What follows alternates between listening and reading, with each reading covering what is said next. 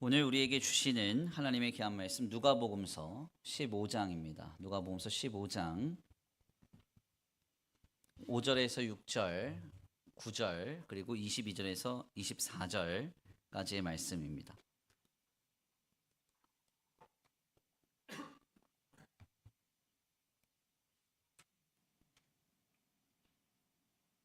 누가복음서 15장 5절에서 6절, 9절과 22절에서 24절입니다. 우리 함께 다 찾으신 줄 알고 봉독합니다. 시작.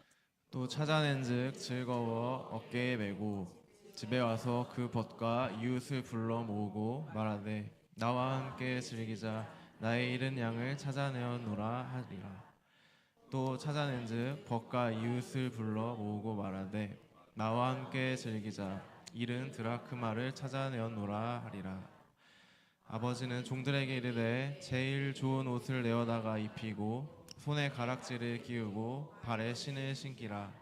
그리고 살찐 송아지를 끌어다가 잡으라. 우리가 먹고 즐기자. 이 내 아들은 죽었다가 다시 살아났으며 내가 잃었다가 다시 얻었노라 하니 그들이 즐거워하더라. 아멘. 할렐루야. 아멘. 할렐루야. 아멘. 오늘도 하나님의 예비하신 은혜가 있는 줄 믿습니다. 귀한 시간 하나님의 은혜로 새롭게 되시고 하나님의 귀한 말씀 가운데 힘을 얻고 변화받는 귀한 시간 되실 간절히 축원합니다. 다 같이 믿음으로 선포하겠습니다. 다 잘 되고 있습니다. 하나님께서 하십니다. 시작. 다 잘 되고 있습니다. 하나님께서 하십니다. 아멘. 다시 한번 믿음으로 선포합니다. 주님은 우리의 아버지가 되십니다. 우리의 모든 것을 품으십니다. 시작.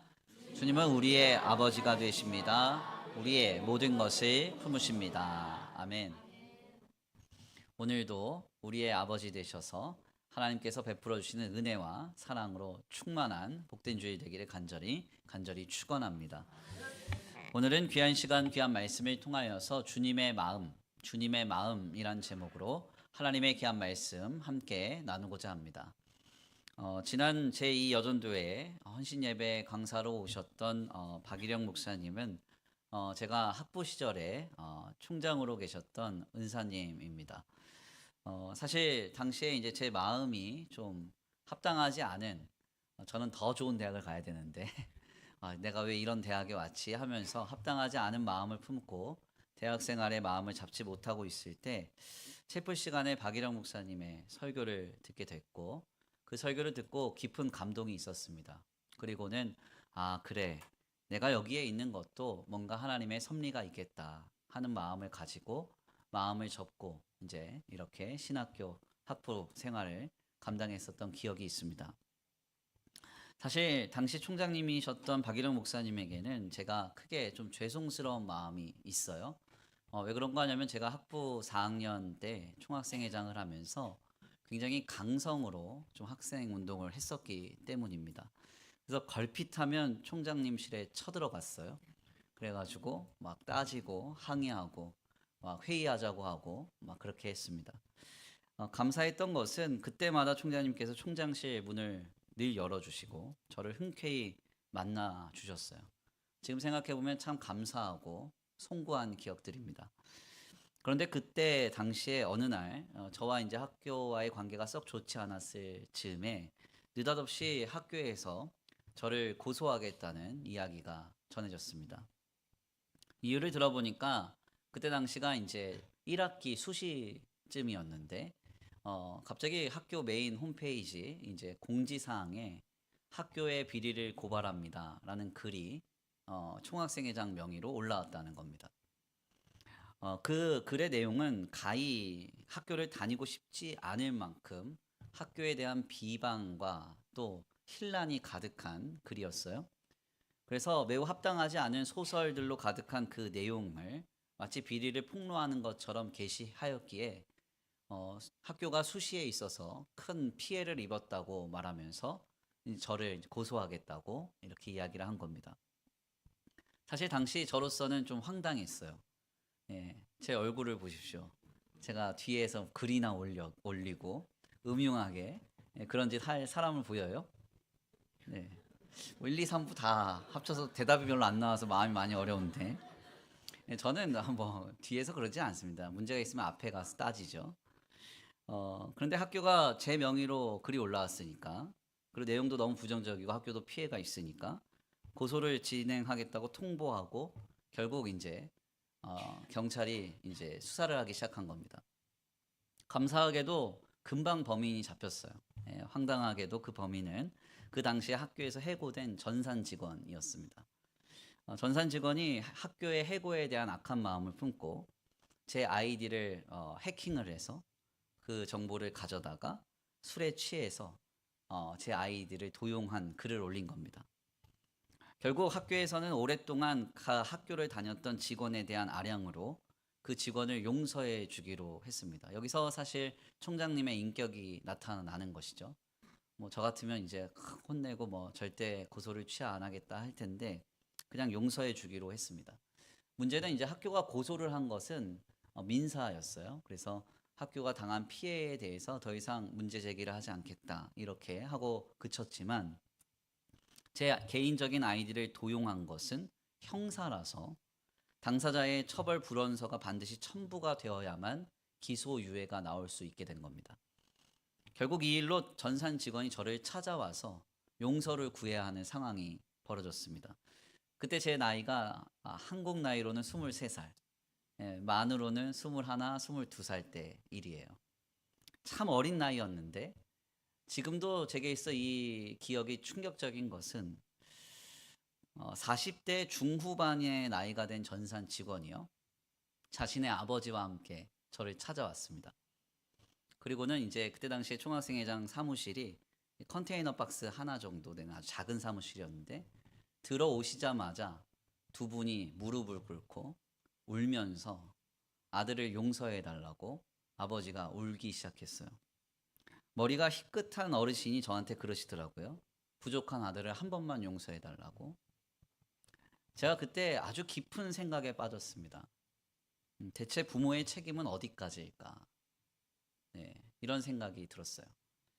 지금도 그 당시의 기억은 제게 깊이 각인이 되어 있습니다. 사실 그렇지 않습니까? 제가 봤을 땐 그때 당시에 그 어르신 나이가 60대 후반은 되어 보였는데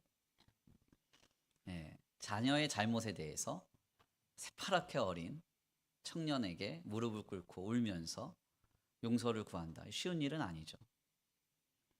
사실 이러한 그때 당시의 기억은 제가 아이를 낳고 그 생각이 조금 더 깊어졌습니다. 간혹 그때 당시를 떠올리면서 저는 그런 생각을 해요. 왜 자녀의 잘못이 부모의 잘못이 될까? 자녀가 어떤 잘못을 저지르면요. 부모는 그것을 자기의 흠과 티로 생각하고 그리고 그 자녀의 잘못에 대해서 명백히 자녀가 잘못한 것인데도 사죄하면서 송구한 마음과 미안한 마음과 가슴 아픈 마음을 지니며 삽니다. 그래서 여기서 다시 한번 깨닫는 것은 이것이 부모의 마음이고 부모의 사랑이구나. 이걸 깨달아요. 명백하게 자녀가 잘못을 했다 하더라도 부모는 그게 내 잘못이라고 말합니다. 그리고 내가 그 흠과 티를 메꿔주려고 열심을 내죠. 실상 이 부모의 마음이 어디로부터 우리에게 기인되었을까? 하나님이 주신 마음이에요. 하나님 주신 마음. 아멘입니까? 우리에게 부여된 하나님의 형상을 우리가 서로를 통해서 발견한다고 할 때 가장 명확하게 인식할 수 있는 하나님의 형상은 바로 부모의 형상을 통해서 그것을 발견하는 겁니다. 참 부모가 자녀를 향해서 품는 그 마음이 우리 하나님으로부터 기인된 것이고 그 부모 이상의 마음으로 우리를 사랑하고 돌보시는 분이 우리 주님이시라는 사실을 우리는 기억해야 하는 것이죠. 그래서 우리 하나님은 우리를 너무나 사랑하시는 분이십니다. 우리의 죄와 사망과 비참과 수치를 다 지시고 자신의 것인 양 감당하시기 위해 십자가를 지십니다. 우리 예수님이 십자가를 지시면서 그 많은 죄인들을 향해서 내가 너의 죄 때문에 고통스럽다. 내가 너 때문에 이렇게 힘든 길을 가는구나. 이런 표현을 단 한마디도 하지 않으셨어요. 다만 십자가를 지시고 말씀하시죠. 주님, 저들을 용서하여 주옵소서. 저들이 지금 무슨 일을 하는지 저들은 알지 못합니다. 용서를 구하시고 다 이루었다 하실 때까지 우리의 죄와 사망의 짐을 친히 감당하셨습니다. 이 주님의 마음은 우리를 향하여 십자가 한 번 지셨다고 해서 멈추지 않습니다. 우리를 향해서 지속적이고도 연속적으로 하나님의 마음은 부어지고 결국 우리가 하나님의 사람으로 완전케 될 때까지 주님은 그 사역을 그치지 않으십니다. 아멘입니까? 여러 번 들려드렸던 C.S. 루이스가 이렇게 표현했어요. 제가 한번 읽어드릴게요. 잊지 말아야 할 중요한 사실은 우리의 감정은 있다가도 없어지는 것이지만 우리를 향한 하나님의 사랑은 절대 그렇지 않다는 것입니다. 그 사랑은 우리에게 어떤 대가를 치르게 하는 한이 있다 하더라도 또 하나님께 어떤 대가를 치르게 하는 한이 있더라도 우리를 죄에서 치료하시겠다는 결심을 완수할 때까지 단 한 걸음도 뒤로 물러서지 않습니다. 아멘입니까? 이것이 바로 오늘 우리를 향한 하나님의 마음이라는 겁니다. 우리를 살리시기 위해 마치 자기 자신을 내어주셔서 더 나아가 우리를 하나님의 사람으로 이뤄가시기 위해 모든 것을 몰입하시고 부어주시는 그 주님. 그 주님이 오늘 우리를 향한 이토록 뜨거운 마음을 가지고 계신다는 사실을 우리는 늘 기억해야 한다는 것이죠. 오늘 본문의 말씀은 우리를 향한 이러한 하나님의 마음을 너무나 잘 증거하고 있는 본문입니다. 실상 누가복음서 15장 이 주님의 기쁨에 관련된 이 비유가 세 가지의 방향에서 우리에게 말씀을 통해 전해지는데요. 먼저는 잃어버린 양을 찾는 기쁨입니다. 목자가 100마리의 양을 치고 있었는데 그 중에 한 마리의 양을 잃어버렸다는 겁니다. 그런데 천신만고 끝에 그 양을 찾았다고 기뻐하는 그 모습을 우리에게 증거합니다. 두 번째는 10드라크마, 이건 동전인데 이 10개의 동전 중에서 하나를 잃어버렸다가 찾았다는 이야기가 증거가 됩니다. 그리고 마지막으로는 세 번째 비유로 그 유명한 돌아온 탕자에 대한 비유가 우리에게 증거가 되죠. 특별히 여기에서는 매우 명확하게도 잃어버린 것을 찾는 것에 대한 기쁨이 집중됩니다. 다른 것을 말하고 계시지 않아요. 말씀을 통해서 이런저런 많은 해석을 할 수 있죠. 메이저리티 리포트, 여기서 말하는 건 뭐냐? 마이너리티 리포트, 어떤 내용 속에서 소수의 어떤 인사이트를 가지고 많은 이야기들도 할 수 있습니다. 그렇지만 성경이 말하고자 하는 바는 잃어버린 것을 찾는 주님의 기쁨을 증거하고 있다는 거예요. 목자가 양을 잃어버렸다가 찾는다는 것은 고대 근동 지방 당시의 문화 속에서 굉장히 중요한 일이었습니다. 보통 이 고대 근동 지방의 목축업의 특성을 보면 주인이 양을 직접 치는 경우는 많지 않아요. 더군다나 100마리나 되는 규모의 이 목축업을 하는데 주인이 직접 양을 치는 경우는 거의 없죠. 그럼 거의 목자들은 고용된 경우가 많습니다. 그럼 그 목자들은 고용이 돼서 양을 책임감 있게 돌보는 거죠. 문제는 그 목자가 양을 잃어버렸다. 그러면 상황이 심각해져요. 주인에게 피해를 끼치셨을 뿐만 아니라 그 상황 속에서 해결해야 되는 수많은 상황들이 그를 닥치겠죠. 그런데 오늘 본문 말씀을 보니까 이 목자가 결국 양을 찾았답니다. 얼마나 기쁘겠어요? 목사님, 내가 찾은 거 아니니까 모르겠습니다. 그러지 마시고 정말 기쁜 일이죠. 뿐만 아니라 잃어버린 10드라크마 중에서 한 드라크마의 동전을 찾았다는 이 이야기 역시도 중요한데 많은 학자들은 여기에 대한 배경을 혼례 예식의 과정으로 많이 생각합니다. 특별히 이 잃어버린 드라크마 이 동전은 혼례 시에 사용되는 은화 장식으로 이해를 많이 하는 것이죠. 고대 근동 지방 당시에 신랑이 결혼 예식의 혼례품을 신부에게 줍니다. 거기에 10개 정도 동전이 달려 있는데 결혼 예식을 앞두고 한 개 동전이 사라진 거예요. 그걸 차고 나가야 되는데 나가지 못하는 겁니다. 그래서 본문 말씀을 보면 매우 특별하게도 잃어버린 것을 찾는 비유에서 그 잃어버린 주체에 대해서 이 비유에서만 주체가 여인으로 증거가 돼요. 8절 말씀인데 함께 봉독합니다. 8절 시작. 어떤 여자가 10드라크마가 있는데 하나를 잃으면 등불을 켜고 집을 쓸며 찾아내기까지 부지런히 찾지 아니하겠느냐. 아멘. 아멘. 여인이 동전을 잃어버렸답니다. 그러니까 결혼 예식이 다가와요. 신랑이 준 걸 이제 차고 나가야 됩니다. 근데 동전이 딱 떨어져 있는 거예요. 달고 나가야 되는데 완벽하게. 그걸 찾는 그 예비 신부의 마음 어떻겠어요? 어떻겠어요? 우리 나이 든 권사님들은 그때가 기회다. 생각을 잘해야 돼. 하실지 모르지만 아니죠. 예. 현재적 관점에서 그 자매는 급한 거예요, 마음이. 그런데 그걸 찾았으니까 얼마나 기쁘겠습니까? 뿐만 아니라 이제는 아버지의 유산을 미리 받아서 집을 나간 탕자가 되돌아오는 비유를 증거해 주십니다. 방황하던 자녀가 아버지의 품으로 돌아왔다. 이게 얼마나 큰 기쁨이겠어요. 예, 이 자녀의 문제는요, 가정에 아주 큰 축을 차지해요. 자녀에게 문제가 생기면 집안은 흔들려요. 자녀에게 문제가 생기면 그 문제는 블랙홀이 됩니다.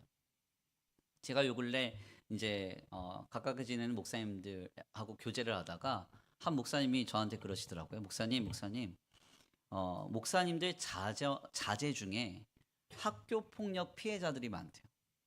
예, 학교 폭력 피해자들이. 그러니까 왜 그러냐 그랬더니 어렸을 때부터 교회 안에서 목사 자녀는 착해야 된다 그러잖아요. 나빠도 돼요?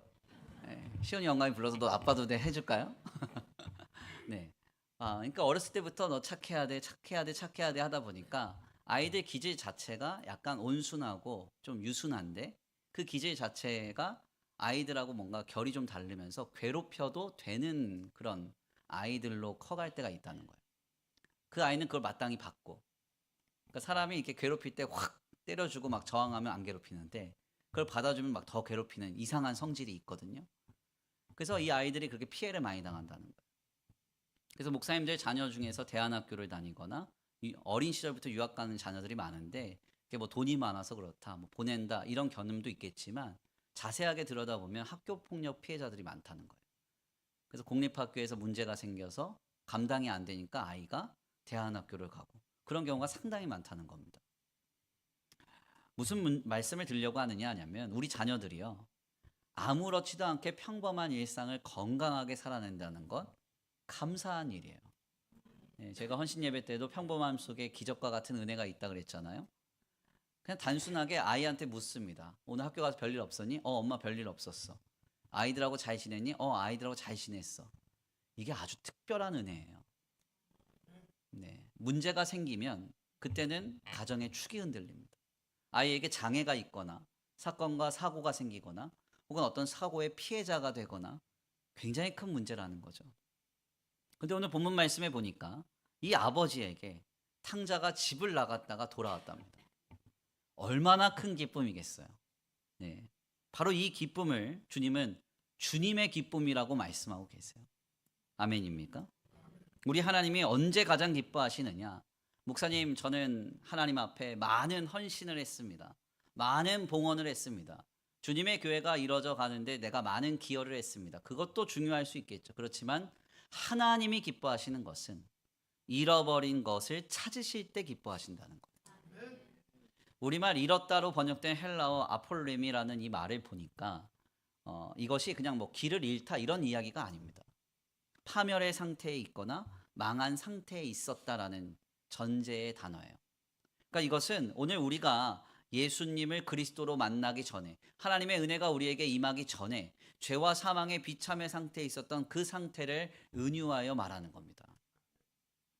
주님은 하나님의 백성들이 죄와 사망의 비참 가운데 있다가 그의 영혼과 생명이 주님께로 돌아올 때 가장 기뻐하신다는 거예요. 주님의 기쁨은 바로 여기에 있다는 것이죠. 그런데 여기에서 한 가지 우리가 더 주목할 만한 점은 주님이 이 내용을 우리에게 말씀하시면서 매우 지나칠 정도로 강조하시는 한 문구가 있습니다. 그게 뭐냐? 잃어버린 것을 내가 찾았다. 내가 잃어버린 것을 내가 찾았다. 주님이 지속적으로 이것을 반복하여 증거하신다는 거예요. 6절과 9절 그리고 24절 말씀입니다. 우리 함께 다 같이 봉독합니다. 6절과 9절 24절 말씀 시작. 집에 와서 그 벗과 이웃을 불러 모으고 말하되 나와 함께 즐기자 나의 잃은 양을 찾아내었노라 하리라. 또 찾아내었즉 벗과 이웃을 불러 모으고 말하되 나와 함께 즐기자 잃은 드라크마를 찾아내었노라 하리라. 이 내 아들은 죽었다가 다시 살아났으며 내가 잃었다가 다시 얻어노라 하니 그들이 즐거워하더라. 아멘. 주님이 말씀을 증거해 주시면서 자신이 언제 가장 기뻐하시느냐? 나는 잃었던 것을 찾을 때 기뻐해 라고 말씀하시면서 세 가지 비유를 계속 강조하시는데 주님이 매우 분명하게 말씀하시는 게 뭔가 하냐면요. 내가 잃었던 것을 내가 찾았다는 거예요. 내가 잃었던 것을 내가 찾았다. 여기에 주님의 마음이 있다는 겁니다. 다른 데 관심이 있지 않다는 거예요. 상당히 이건 중요한 표현이죠. 특별히 내용을 자세하게 들여다보면 각각의 내용이 좀 상이합니다. 6절 말씀을 헬라 원어로 보니까 휴론토, 프로바톤, 무토, 아폴롤로스 이렇게 돼 있어요. 그래서 이게 무슨 말인가 하면 내가 찾았다라는 선언으로 시작됩니다. 내가 찾았다. 무엇을? 내 잃어버린 양을 이렇게 찾았다. 그러니까 주님은 지금 찾은 게 중요한 거예요. 찾은 게. 아멘. 그리고 9절 말씀은 좀 내용은 다른데 텐 드라크멘 헨 아폴레사 이렇게 돼 있어요. 내가 잃어버린 동전을 내가 찾았다. 이렇게 말씀합니다. 그러니까 잃어버린 그것에 대해서 주님은 자신의 마음을 담아요. 마치 부모처럼 내가 잃어버렸는데 내가 찾았어. 그렇게 기뻐하신다는 거예요.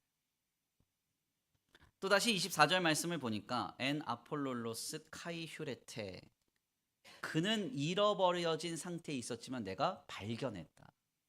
그렇게 말씀합니다. 여기에는 주님의 공통적인 시선과 마음이 담겨져 있죠. 지금 주님은 어디에 관심이 있으세요? 어디에 관심이 있으세요? 네, 잃어버린 것을 찾음에만 관심이 있으세요. 여기에는 주님의 마음이 담겨져 있는 거예요. 잃어버린 그 자에 대한 마음. 한없는 긍휼과 사랑과 자비의 마음으로 잃어버린 상태의 그 존재를 바라보고 계심이 전제된 겁니다. 주님은 성경을 통해서 잃어버린 양에 대해서 이 양이 도대체 왜 잃어버리게 되었는지, 왜 이 양은 그렇게 비참하고도 잘못된 상태에 있었는지 그것에 대해서 주님은 전혀 고찰하지 않으세요. 왜 동전은 떨어져 나갔는지, 왜 탕자는 나가버려서 그렇게 재산을 탕진하고 부모의 마음을 아프게 했는지 여기에 관심 없어요. 주님의 관심은 어디 있습니까? 내가 그를 잃어버렸으나 내가 그것을 찾았다. 여기에 주님의 관심이 있다는 거예요. 이것은 굉장히 어려운 마음이죠. 우리가 품기에는 어렵습니다. 가만 한번 생각을 해보세요. 100마리의 양을 내가 치고 있습니다. 그러면 그 양 중에 한 마리가 갑자기 사라진 거예요. 그러면 이거는 목자 책임이에요? 양 때문이에요? 아니 생각해 보세요. 99마리는 정상적으로 목자를 잘 따라가는데 한 마리가 영 이상한 데로 가. 제가 모르긴 몰라도 그 한 마리는 맨날 이상한 데로 갈 거예요. 확실합니다. 네. 성경은 말하고 있지 않지만 그러니까 99마리는 정상이죠. 한 마리 양이 이상한 거예요. 자꾸 빗나가는 거예요.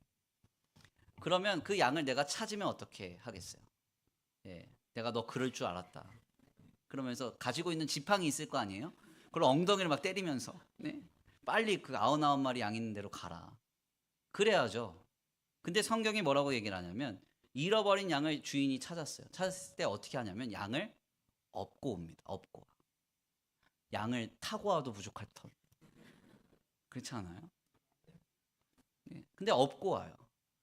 그러니까 지금 이 주인의 관심은 얘가 왜 잃어버리게 됐지? 얘는 도대체 왜 이러지? 관심 없어요. 잃은 것을 찾음에 대한 그 기쁨에 온전히 충만케 된 거예요. 뿐만 아니라 10개의 드라크마를 우리가 앞서 나눴던 그 결혼의 홀례품으로 생각을 해보면요. 이 홀례품을 내가 받았습니다. 10개 동전이 주렁주렁 달려있는데 하나가 떨어졌어요. 그럼 그 하나는 불량품이잖아요. 9개는 잘 달려있으니까. 그러면 그걸 받고 나서 어떤 생각이 들어요? 예비 신랑이 싸구려를 줬구나. 난 명품 샤넬 이런 거 줘야 되는데. 네. 뭐 별 생각이 다 들지 않겠어요? 네. 앞서 말씀드린 대로 우리 권사님들은 그게 기회인데 네. 왜 그 니마 왜 그 길을 가려고 하고 뭐 그러지 모르. 중요한 건 뭐냐면 여기 본문 말씀을 보면 성경은 자기가 분량이라 떨어진 그것을 주님이 뭐라고 말씀하세요? 내가 잃어버렸고 내가 찾았다 이렇게 말. 더 나아가 탕자의 비유는 아주 노골적입니다. 아버지가 죽어야 줄 수 있는 재산을 빼앗듯이 취해서 탕진해버렸던 이 둘째 아들은 매우 분명하게도 본인이 집을 나간 거예요. 본인이 가출한 겁니다. 그렇죠?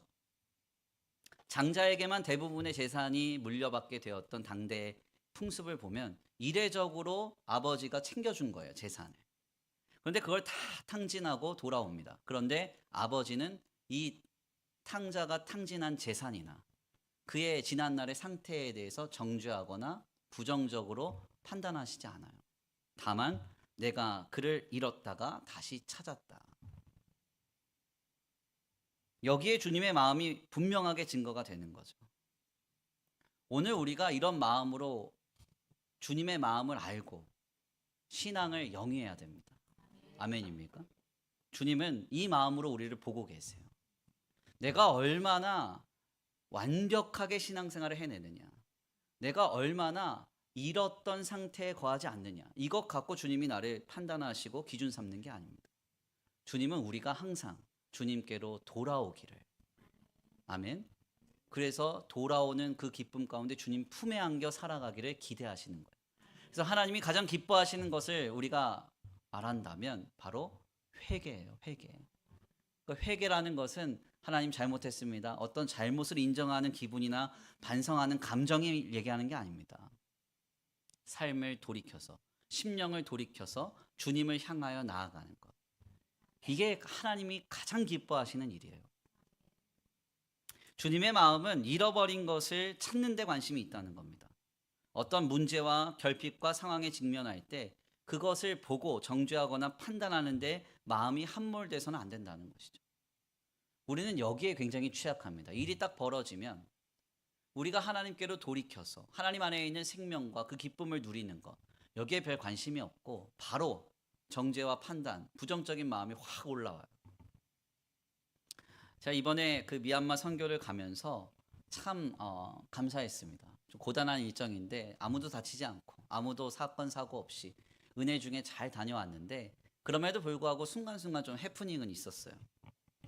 우리가 이제 인천에서 바로 가는 직항 항공권이 없다 보니까 광저우를 경유해서 하루 자고 광저우에서 양곤을 갔다가 양곤에서 또 국내선 비행기 2시간을 타고 땅오스라는 곳으로 갔는데, 따옹지라는 곳으로 갔는데, 이 과정을 하는데 인천에서 이제 양곤까지 갈 때 경유를 하니까요, 이 보딩 패스를 2개를 줘요. 보딩 패스 뭔지 아시죠? 항공 탑승권. 영어를 하면 안 돼. 다 못 알아듣는 탑승권을 2개 주는데, 예, 거기에 이제 1번, 2번 이렇게 체크를 해요. 그래서 2장을 주는데 이제 저희가 9명이니까 이걸 다 이제 받고 나눠드리고 하면서 제가 그랬거든요. 우리 권사님들한테 이거 분명히 누군가 잃어버린다. 그러니까 2장 이거 잘 챙기시라고 제가 그랬어요. 그랬더니 다들 잘 챙기시더라고요. 다음 날이 됐습니다. 광저우에서 하루 자고 이제 딱 출국하려고 하는데, 양곤으로 출국하려고 하는데 입국 심사 받으려고 딱 서 있는데 갑자기 한 분이 티켓이 없다는 거예요.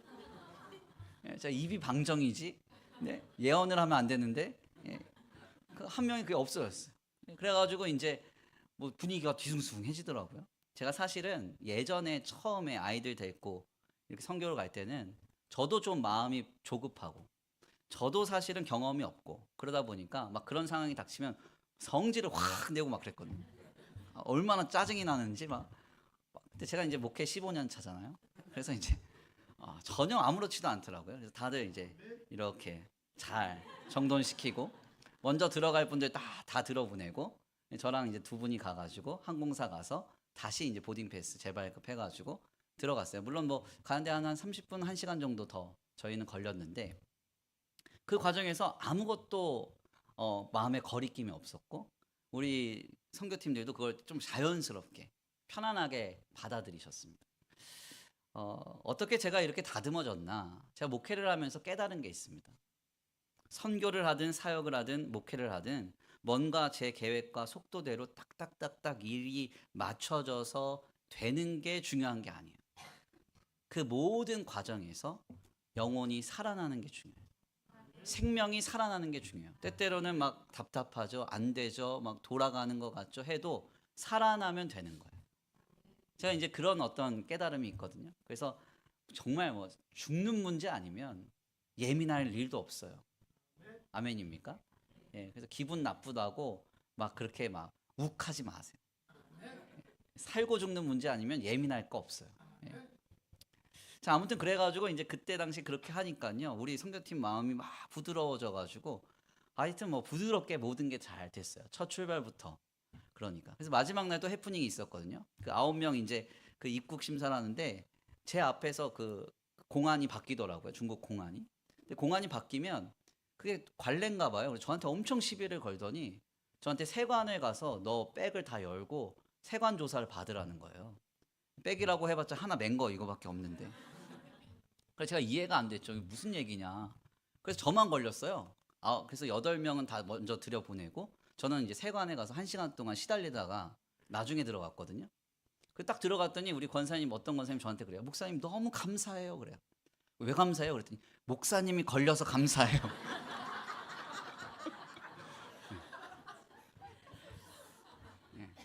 문제는 많은데 뭐 문제 많아도 뭐 상처받고 시험 들고 그러지 않으면 되는 거죠. 사실 우리의 관심은 문제와 상황 속에서 어떻게 하면 살릴 것인가, 어떻게 하면 회복하고 치유할 것인가가 돼야 돼요. 자기 생각과 자기 뜻 속도대로 뭔가 주장대로 되지 않는다고 해서 답답해하고 원망하고 낙심하고 실망하시면 안 됩니다. 하나님께서 보이셨던 그 마음, 우리를 향해서 얼마나 답답하시겠어요. 근데 주님의 관심은 우리를 찾는 데 관심이 있어요. 주님의 기쁨은 우리가 돌아오는 데만 있는 거예요. 오늘 우리가 이 주님의 마음을 알아야 됩니다. 자, 원론적으로 돌아가서 그렇다면 대체 주님은 어떻게 이렇게 나를 그 마음으로 바라보시는가? 이 이유에 대해서는 지나칠 정도로 강조해도 정말 지나치지가 않아요. 우리를 너무나 사랑하시기 때문에 그렇습니다. 주님의 한량없는 자비와 긍휼, 사랑이 우리를 향하고 있기 때문에, 그 사랑 안에 있기 때문에 우리는 주님이 우리를 향한 그 마음을 가지고 우리 돌보심을 확신하며 오늘을 살아가야 되는 것이죠. 그러므로 신자된 우리는 이 마음을 항상 기억하고 기대하며 살아가야 됩니다. 사실 가만 생각해보면 우리 모두가 다 죄인이에요. 죄인이라는 말은 범죄를 저질러서 범죄자가 됐다 이런 얘기가 아닙니다. 우리 안에 나도 모르는 사이에 주님을 떠나려고 하는 본성이 있어요. 주님이 기뻐하시지 않는 것을 따라가려고 하는 그런 성질이 있어요. 죄를 지어서 죄인이 아니라 죄가 있어서 죄인이에요. 우리도 모르는 사이에 한 마리의 양이 됩니다. 나는 목자 잘 따라가고 있다고 생각했는데 눈 떠보면 어느 날 이상한 거 붙잡고 따라가고 있어요. 나도 모르는 사이에 떨어져 버린 동정과 같이 살아갑니다. 더 나아가 정욕과 탐심, 이기심과 욕심으로 인해서 기진한 채로 아버지의 집을 떠나 살아갈 때도 많아요. 이럴 때 주님은 우리에게 무엇이라고 말씀하는가? 내가 너를 찾기에 모든 걸 다하겠다. 내 기쁨은 거기에 있다. 주님 말씀하시는 거예요. 청교도인 토마스 굿인이 믿음의 본질이라는 책에서 우리의 믿음은 하나님의 자비하심을 믿는 것이다 라고 정리하면서 아주 중요한 표현을 남깁니다. 우리 한번 함께 읽어볼게요. 하나님은 자비하시다는 사실에 관해서 시작.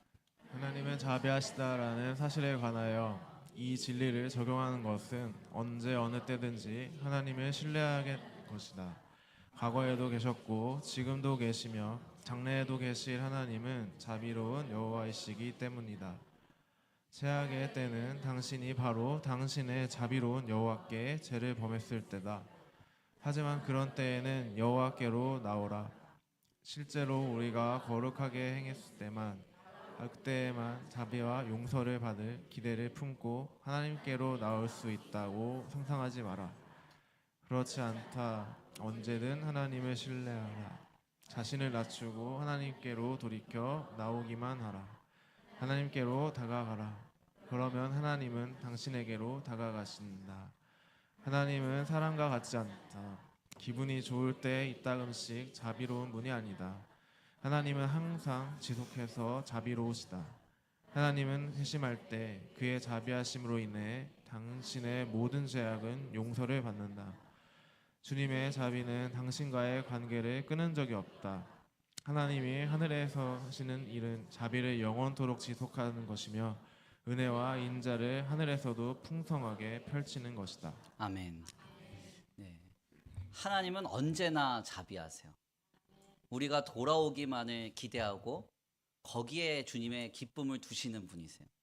우리가 이 주님의 마음을 기억하고 살아가야 돼요. 넘어지지 않고 실패하지 않고 늘 완벽하게 살아가는 것이 신자에게 중요한 게 아니라 잃어버린 우리를 살리시기만을 원하시고 기대하시는 주님의 마음을 알고 오늘을 우리가 살아가야 한다는 것이죠. 잃어버린 상태였던 우리가 주님께로 돌아가 살아나고 회복할 때 주님이 가장 기뻐하세요. 이 기쁨을 함께 누리자 하시잖아요. 아멘입니까? 오늘 이 예배 가운데 오늘 우리가 다시 한번 주님의 마음을 마음에 새기시길 간절히 축원합니다. 주님이 보시기에 잃어버린 것과 같은 상태와 심령은 아니었는지, 우리의 삶은 아니었는지 돌아보시고 우리가 돌아갈 때 기뻐하실 주님을 향하여서 우리의 마음을 다시 한번 새롭게 하는 이 주일 되기 간절히 축원합니다. 그렇다면 여기에서 중요한 점이 어떻게 그렇다면 우리가 주님께로 돌아가 살아남으로 인해 주님을 기쁘시게 할 수 있을까 하는 겁니다. 혹자는 여기에서 돌아온 탕자의 모습을 가지고 와서 우리가 하나님께로 돌아가는 결단을 하자 그렇게 적용해요. 그러나 이것은 사실이 아닙니다. 본문 말씀의 세 가지의 비유의 첫 출발점은요, 스스로 돌아가는 결단을 말하지 않고 있습니다. 주인이 찾는 기쁨을 이야기하고 있어요.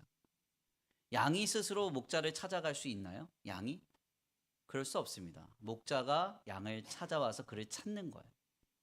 동전을 잃어버렸는데 동전이 스스로 막 굴러가지고 주인을 찾아올 수 있을까요? 그런 경우는 없습니다. 주인이 동전을 찾는 거예요. 20절 말씀의 탕자의 비유 역시도 보니까 아직도 길이 먼데 그랬어요. 아직도 길이 먼데 그 아들을 알아보고 뛰어 달려 나온 분이 누구냐?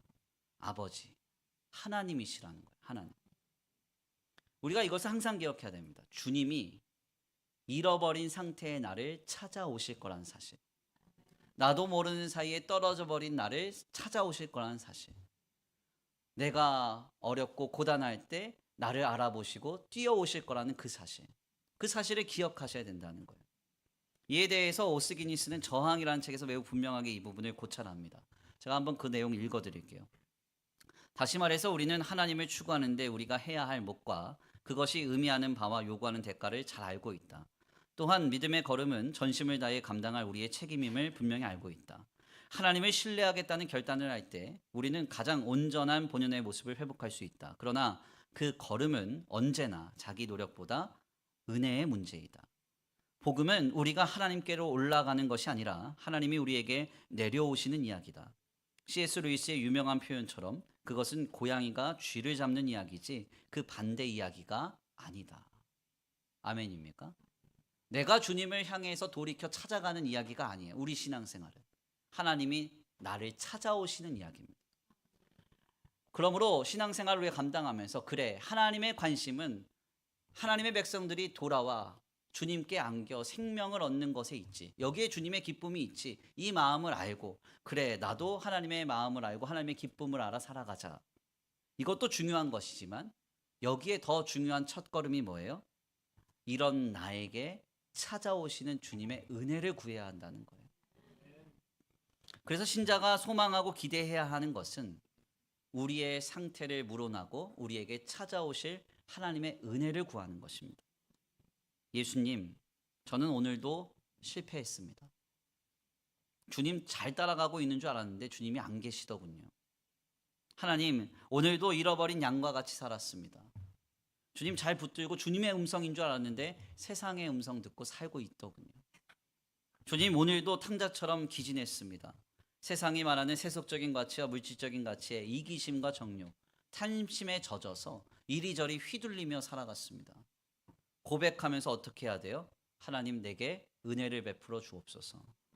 은혜를 주사 내 마음을 새롭게 하시고 내 상태를 새롭게 하시고 잃어버린 나를 살려주옵소서. 기도해야 한다는 거예요. 저는 개혁자들이 남긴 여러 가지 기도문 중에서 쯔빙글리의 기도문을 굉장히 인상적으로 기억하고 좋아합니다. 그가 이렇게 기도했다고 전해져요. 저는 당신의 그릇입니다. 만드시든지 부수어 버리소서. 우리를 만들어 가시는 분, 내가 아니에요. 하나님이시죠. 주님이 우리에게 은혜를 베푸사 우리를 이루어 가시고 세워 가시는 겁니다. 이 주일에 우리가 구할 것은 하나님의 은혜밖에 없어요. 하나님 내게 찾아오시옵소서. 주님 만나기 원합니다. 주님의 은혜로 충만케 되기 원합니다. 이 주일에 간절히 구하기를 간절히 축원합니다. 귀한 말씀을 정리하겠습니다. 오늘 본문 말씀을 통해 우리는 주님의 기쁨을 발견합니다. 우리 주님이 가장 기뻐하시는 것은 잃어버렸던 것을 찾으심에 대한 기쁨이었습니다. 여기에 주님의 마음이 있고 주님의 관심이 있고 주님의 모든 것을 몰입하십니다. 여기서 중요한 핵심은 잃었던 것을 찾으심에만 하나님은 관심을 가지신다는 거예요. 왜 잃어버리게 되었는가? 왜 잃어버린 상태에 처하게 되었는가? 누구 때문이냐? 무엇 때문이냐? 주님 말씀하시지 않습니다. 다만 잃었던 것을 찾으심에 대해서만 온전히 몰입하고 계십니다.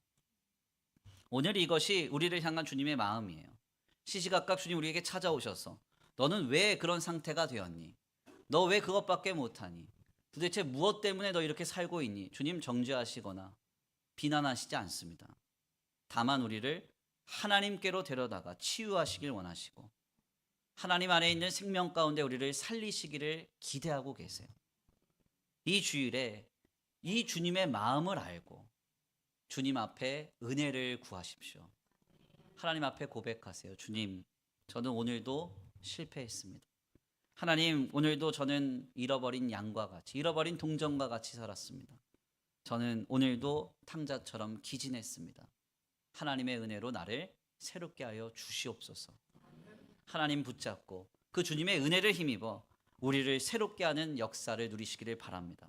오늘 우리를 이루고 만드실 분 주님밖에 없어요. 시시각각 잃어버린 상태가 자연스럽게 되어버리는 우리를 막을 수 있는 것, 탕자처럼 나아가는 우리에게 브레이크를 걸 수 있는 유일한 것, 하나님의 은혜밖에 없습니다. 그 은혜를 간절히 구하시고 그 은혜 안에 새롭게 되는 복된 주일 되기를 간절히 축원합니다. 우리 이 시간 귀한 말씀 붙잡고 함께 찬양으로 결단하겠습니다. 찬양의 가사를 생각하시면서 고백합니다. 주의 자녀로 산다는 것은 찬양합니다.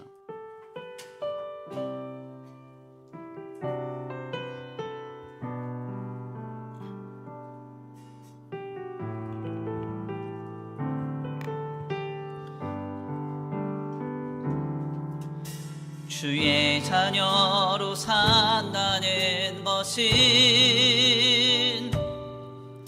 불 가운데로 걸어가는 것, 그 속에서 신실하게 날 지키시는 그 손길을 경험하는 것. 주의 자녀로 산다는 것은 주의 자녀로 산다는 것은 바다 위로 걸어가는 것, 바다 위로 걸어가는 것. 내 온몸을 덮쳐오는 폭풍 속에서 잠잠히 주님 바라봅니다. 잠잠히 주 바라보는 것. 때론 불 가운데 휩싸일 때도 폭풍 가운데 무너질 때도 주님 내 곁에 함께 하시네.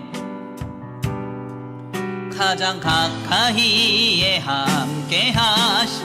주의 자녀로 산다는 것은 주의 자녀로 산다는 것은 나도 그들을 용납하는 것, 나도 그들을 용납하는 것.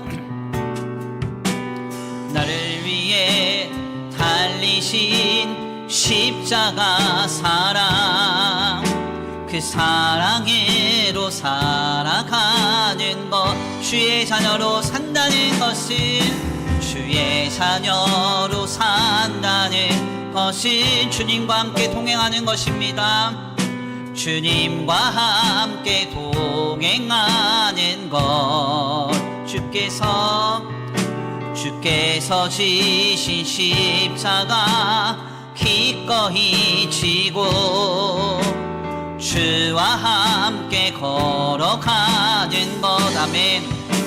때론 불 가운데 휩싸일 때도, 폭풍 가운데 무너질 때도 주님 내 곁에 함께 하시네. 가장 가까이에 함께하. 다시 한번 고백합니다. 주의 자녀로 산다는 것은, 주의 자녀로 산다는 것은 불 가운데로 걸어가는 것, 불 가운데로 걸어가는 것, 그 속에서 신실하게 날 지키시는 주님의 손길을, 주 손길을 경험하는 것. 주의 자녀로 산다는 것은, 주의 자녀로 산다는 것은 바다 위를 걸어가는 것입니다. 바다 위로 걸어가는 것. 내 온몸을 덮쳐오는 폭풍 속에서 잠잠히 주님 바라봅니다. 잠잠히 주 바라보는 것. 아멘. 때론 불 가운데 휩싸일 때도, 폭풍 가운데 무너질 때도 주님 내 곁에 함께 하시네. 가장 가까이에 계십니다. 가장 가까이에 함께하. 때론 불 가운데 휩싸일 때도, 폭풍 가운데 무너질 때도 주님 내 곁에 함께 하시네. 가장 가까이에 이제 나는 옛사람 아닙니다. 이제 나는 옛사람 아니요. 사망에서 건지신 주의 자녀이니. 아멘. 그 한없는 주의 사랑 안에 기쁨으로 걸어가. 이제 나는 옛사람 아닙니다. 이제 나는 옛사람 아니요. 사망에서 건지신 주의 자녀이니. 아멘. 그 한없는 주의 사랑 안에 기쁨으로 걸어가. 두 손 높이 들고 마지막으로 고백합니다. 이제 나는 옛사람 아니요. 아멘. 사망에서 건지신 주의 자녀이니. 그 한없는 주의 사랑 안에 기쁨으로 걸어가겠네. 우리 이 시간 함께 기도하기 원합니다. 하나님, 그렇습니다. 주님, 나도 모르는 사이에 내가 잃어버린 양이 됐습니다. 목자이신 줄 알고 뒤따라갔는데 가만 보니 세상에 허탄한 것 붙잡고 살았습니다. 나도 모르는 사이에 떨어진 동전과 같이 탕자처럼 기진하며 살아갔던 우리의 인생을 주님 앞에 고백합니다. 주님, 내가 돌아오기만을 기뻐하시며 기대하고 계시는 그 주님 앞에 아버지 다시 한번 하나님의 은혜를 구합니다. 주님, 잃었던 나를 찾아와 나를 살려주시옵소서. 떨어져 버린 나를 찾아와 나를 새롭게 하여 주시옵소서. 탕자처럼 기진한 나에게 뛰어 내달려오사 나를 품에 안으시고 나와 함께 이 기쁨을 누리자 즐기자 하시는 그 주님의 그 기쁨에 향유하는 우리의 삶이 되게 하여 주시옵소서. 우리 이 시간 귀한 말씀 붙잡고 함께 기도하며 나아가겠습니다. 주님의 은혜가 필요합니다. 은혜를 부어 주시옵소서. 말씀 붙잡고 기도합니다. 사랑과 은혜가 많으신 하나님 감사합니다. 주님, 오늘 귀한 자리 가운데 하나님 앞에 나와 기도하며 나아갑니다. 주님, 나도 모르는 사이에 내가 잃어버린 양처럼 멀리 떠났습니다. 하나님, 떨어져 버린 농전처럼 살았습니다. 탕자처럼 기진하여 정욕과 탐심, 이기심에 젖어 이리저리 끌려다니듯 살았던 나의 인생, 주님이 찾아오사 구원하여 주셨으니, 주님이 나를 찾아오사 사망에서 건지셨으니, 이제 아버지 그 주님의 마음을 알아 주님께로 돌이키는 삶을 힘써 살아갈 수 있는 아버지 우리의 믿음이 되기를 원합니다. 하나님의 마음을 알게 하시고 주님의 기쁨을 알게 하시고 그 마음과 기쁨 안에 거하게 하소서. 너 나와 함께 즐거워하자 말씀하신 그 주님의 기쁨에 우리 모두가 참여할 수 있게 되기를 원합니다. 주님, 내 마음을 새롭게 하소서. 내 중심을 새롭게 하소서. 우리의 마음과 우리의 생각과 우리의 중심이 새롭게 되는 은혜가 있게 되기를 원합니다. 하나님, 허탄한 것에 마음 두지 않게 하시고 아버지 세상에다 썩어질 것에 우리의 마음을 두지 않게 하시고 오직 하나님 나라의 생명의 영원한 것에 마음을 두고 우리를 찾아오시는 주님의 은혜로 말미암아 믿음으로 바르고 건전하게 살아갈 수 있는 우리의 삶과 신앙이 될 수 있도록 주님 붙잡아 주시옵소서. 오 하나님, 역사하시리라 믿습니다. 오 하나님, 인도하시리라 믿습니다. 주님 도와주셔야 되겠습니다. 아버지, 이 주일에 은혜를 내려주옵소서. 거부할 수 없는 압도적인 은혜를, 거부할 수 없는 압도적인 은혜를, 거부할 수 없는 하나님의 은혜를 부어주사 우리의 굳어진 마음이 풀어지게 하시고 한박한 마음이 깨어지게 하시고 잘못된 삶의 방향과 심령의 요소들이 돌이키는 역사가 가득한 복된 주일 될 수 있도록 주님 붙잡아 주시옵소서. 주여 주여 주여, 이 시간 우리를 새롭게 하실 주님을 기대합니다. 역사하실 주님을 기대합니다. 함께 하실 주님을 기대합니다. 주여, 참된 회개 가운데 하나님의 기쁘시게 하는 복된 주일 되게 하여 주시옵소서. 주님 도와주시옵소서. 역사하여 주시옵소서. 인도하여 주시옵소서. 주님, 우리 가운데 역사하실 주님을 기대합니다. 역사하여 주시옵소서. 이제 나는 이 사람 아니요 사망에서 건지신 주의 자녀이니 그 한없는 주의 사랑 안에 기쁨으로 걸어가겠네. 이제 나는 옛사람 아니요 사망에서 건지신 주의 자녀이니 그 한없는 주의 사랑 안에 기쁨으로 걸어가겠네.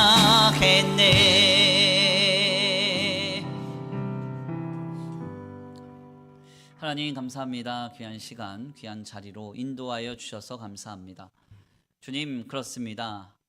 주님이 나를 찾아오사 내가 주님의 은혜를 힘입어 주께로 돌이킬 때에 주님은 너무나 기뻐하시고 세상에 감당할 수 없는 기쁨으로 함께 즐기자 말씀하시는 주님이심을 말씀을 통하여 깨닫게 하시니 감사합니다. 주님, 우리의 상태와 조건, 우리의 태도가 때때로는 죄된 모습으로 치달을 때가 있으나 그때마다 우리를 향한 주님의 마음을 다시 한번 떠올리게 하시고 하나님 은혜를 부어주사 강팍하고 완악해져 버린 우리의 심령을 깨트리시고 주님께로 돌이켜서 다시 한번 믿음을 결단할 때 하나님의 마음과 기쁨이 우리에게 부어져서 함께 그 기쁨 안에 거하는 은혜가 있게 하여 주시옵소서. 오늘 이 주일이 하나님의 은혜 가운데 돌이켜 주님의 즐거움에 참여하는 주일이 되기를 원합니다. 주여, 세상이 줄 수 없는 하나님의 압도적인 은혜로 우리 가운데 충만히 채워주시고 우리의 심령과 우리의 삶과 삶의 자리가 하나님의 생명의 열매로 새롭게 되는 복된 날이 되게 하여 주시옵소서. 이 시간 주님 앞에 나와 예배하고 돌아갑니다. 주님, 돌아가는 발걸음 안전히 거하게 하시고 하나님, 주님의 은혜와 능력으로 한 주간의 삶을 지켜주시고 보호하여 주시옵시되 우리를 눈과 같이 지켜보아사 우리의 영과 육 가운데 그 어떤 악한 것도 틈타지 않게 하시며 하나님의 나라와 주님의 복음 가운데 귀한 한 주간의 삶에 생명의 열매가 넘쳐나는 복된 날들이 되게 하여 주시옵소서. 이 시간 주님 앞에 귀한 예물 올려드립니다. 주님 드려진 손길 위에 복의 복을 더하여 주시옵시고 하늘의 신령한 복과 땅의 기름진 복으로 차고 흔들어 넘치도록 주님 채워 주시옵시되 주님께서 돌보아 주셔서 세상과 사람과 물질에 영향받지 아니하고 모든 악한 것들을 하나님께서 풀어주시고 열어주시고 공급하여 주셔서 30배, 60배, 100배로 결실하는 가정과 직장과 생업, 사업장 되도록 복내려 주시옵소서. 도우실 줄 믿고 감사함 올려드리오며 사랑과 은혜가 많으신 우리 구주 예수 그리스도의 이름으로 감사하며 기도 올려드립니다. 이제는 우리 주 예수 그리스도의 은혜와 성부 하나님의 극진하신 사랑하심과 성령 하나님의 내주 교통하심이 오늘 귀한 말씀 가운데 깨닫고 우리가 돌아올 때 가장 기뻐하시는 거기에만 관심을 갖고 계시는 주님의 마음을 알아 하나님의 은혜로 늘 돌이키고 회개하는 삶을 결단하는 모든 성도들 머리머리 위에 이제로부터 영원토록 함께 있을지어다.